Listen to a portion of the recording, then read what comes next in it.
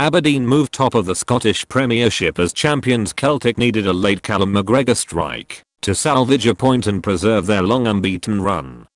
The Dons took advantage of Brendan Rodgers' side dropping points after a thrilling 4-2-3 win at Partick Thistle, and were on their way after just 5 minutes through Ryan Christie, only for Chris Erskine to equalise moments later. Alan Archibald's side then took the lead in the 13th minute, when Chris Doolan stabbed home a Blair Spittle corner, but Kenny McLean made it 2-2-2 from the penalty spot 3 minutes before half-time after Christie had been pushed in the area by Stuart Bannigan. Scott Wright briefly gave Aberdeen the lead at the start of the second half with a fine strike, but, within 2 minutes, Niall Keown headed in Spittle's corner for Thistle.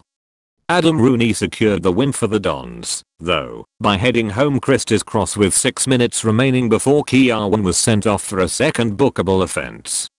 Celtic had to settle for a 1-1 draw, but might have taken nothing against fellow early Pacifists St Johnstone had McGregor not stepped off the bench to cancel out Stephen McLean's opener. McLean took advantage of a poor clearance from Craig Gordon to put the visitors ahead 6 minutes before half-time, scoring his 50th goal for Saints in the process.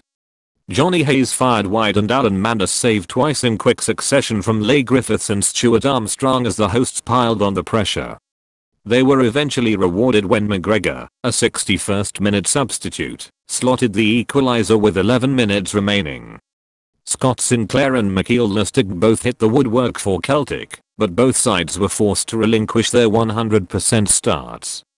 Ali Crawford's late penalty helped Hamilton fight back to claim a 2-2 draw against Kilmarnock at Rugby Park.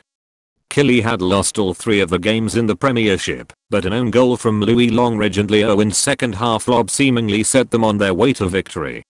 However, Giannis Skondris fired home for Asses in the 71st minute and Crawford converted from the spot with 2 minutes left to secure a share of the spoils.